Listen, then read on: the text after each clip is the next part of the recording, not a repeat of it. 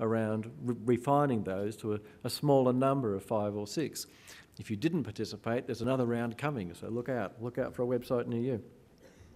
It calls on the Commission to revise the public services performance management frameworks to ensure not only that poor performance is identified and properly managed, but for the first time to exhort and require that high potential individuals are systematically identified and their development accelerated, including to help us to manage with generational change, because lots of old farts like me are about to fall off the twig.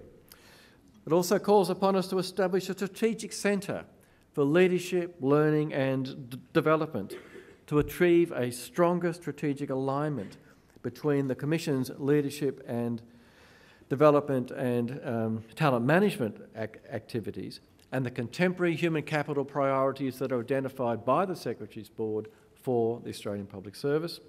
And it calls upon us to undertake human capital benchmarking, capability reviews and the citizen survey as part of this strengthened monitoring environment.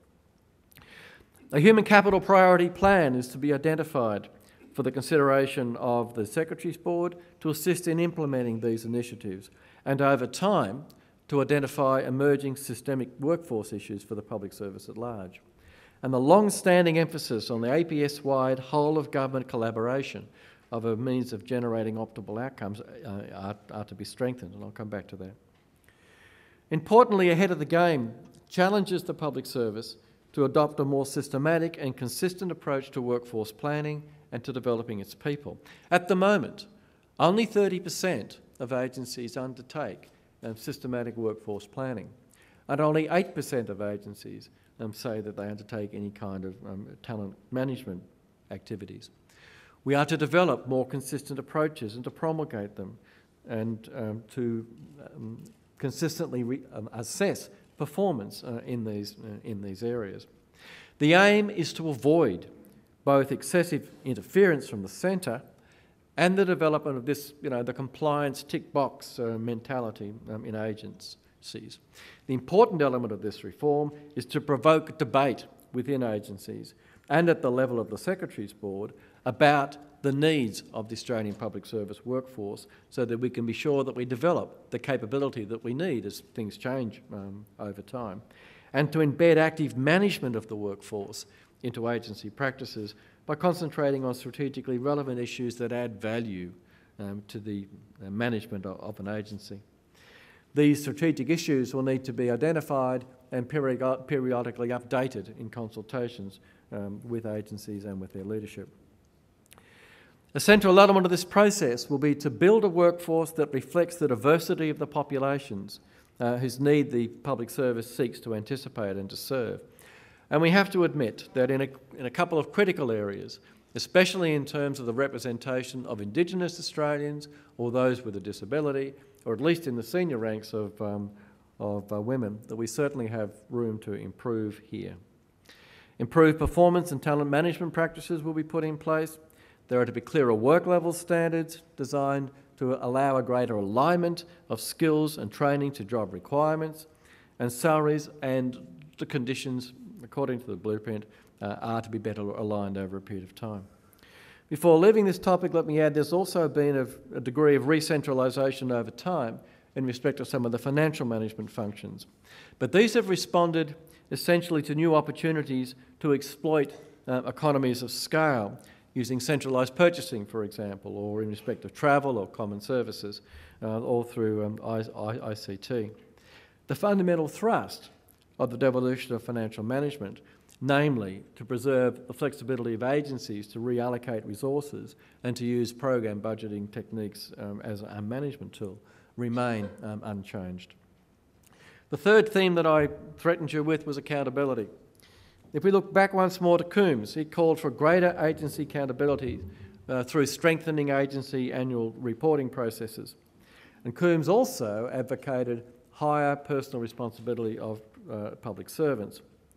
An ambitious initiative designed to improve departmental financial management came out of the 1983 review of Commonwealth administration, occurred with the establishment in 1984 of the Financial Management Improvement Program. This encompassed a broad range of change initiatives in the areas of corporate and program management, program budgeting and performance evaluation. These reforms were designed to improve strategic planning and policy formulation and to ensure more efficient use of resources. They were to be realised through better framing of goals and objectives and improved management and measurement for results and for outcomes. A central theme of the Public Service Act of 1999 was that public administration, including systems and human capability alignment functions, would be improved by strengthening the accountability and the integrity of government. And this was in part a response to the increased availability of cheap, relatively available online data, which could be used to make better informed judgments about public sector performance. Ahead of the Game takes the accountability issue a step further. It proposes the secretaries progress a coordinated response to a challenge that APS leaders have been aware of for some time. And that's the need to develop a more calibrated accountability and performance management framework better suited to the new modes of policy implementation and service delivery that the public service most increasingly employ. In a nutshell, this first calls for an accountability model that ensures effective oversight but without stifling innovation, and preferably by also reducing the web of unnecessary rules and regulations which sap initiative. I have to say some of those rules are self-inflicted by agencies themselves. They're not actually imposed by the centre. But it actually goes further than that. A major challenge for a citizen-centric service is to present a more joined-up face to citizen, one that respects the convenience of users rather than providers and works collaboratively to address those needs. There are many aspects to that issue. For example, we have traditionally defined accountability as resting with a single minister and a line of command through public servants who deliver a specific program on his or her behalf. But some programs cannot be addressed, some problems cannot be addressed through a single program or a single minister. An example is Indigenous disadvantage in remote localities. Better outcomes for Indigenous Australians in these areas requires improvements in health, housing, schooling and a whole raft of other things, and they are mutually reinforcing. Yet traditionally, we have assessed these programs separately. No one has accepted responsibility for the overall outcome. Failure to advance the life chances of these Indigenous people has been someone else's problem, and in effect, they've fallen through the cracks in our accountability framework. The fact that responsibility for some of these issues is shared across levels of government in our federal structure simply compounds the degree of difficulty that we face in this environment.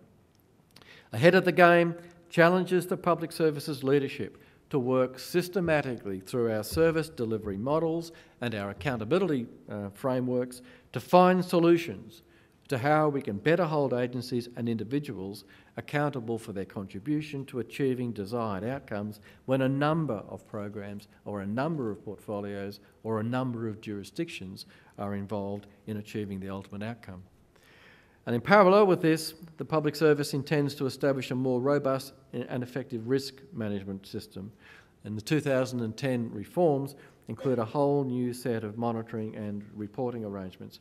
And these include a proposal to introduce a new and improved performance assessment framework for secretaries, one which involves a higher level of feedback from their peers and from their subordinates as well as from their stakeholders. Ahead of the Game proposes that feedback should be sought about all of the roles that an agency head has to perform, including their stewardship responsibilities, their management of their department, the outcomes that are achieved, and the quality of their policy advice. Moreover, the Public Service Commission has been given a formal role in monitoring and reporting on the implementation of the recommendations in Ahead of the Game, again subject to the views of the incoming government. Together with the introduction of human capital benchmarking, capability reviews and citizen surveys we talked about earlier, these are potentially a quite significant increase in the leverage which is available to the Commission to effect change. Let me just reflect a little bit about what we've learnt in that 40-year process of reform. Three specific developments have been significant in changing the environment in which the public service works. First, quite significant improvements in civic participation as a result of increasing education levels, leading to more specific citizen expectations of government, both in terms of what they receive but also in terms of what government should address. Second, continual economic pressures and the need to produce better outcomes with fewer resources. If you doubt that, look at this election campaign. And third, Australia's ageing population and its workforce, including the Australian public service workforce. We heard a little bit about that earlier today. Moreover, our challenges are very numerous and their nature more complex than in the past, leading us to rethink how the public service can work better internally and engage externally with citizens with the best contemporary thinkers to find solutions. So what are the lessons we've learned? Firstly, APS leaders must be clear about their objectives and ensure that the effort they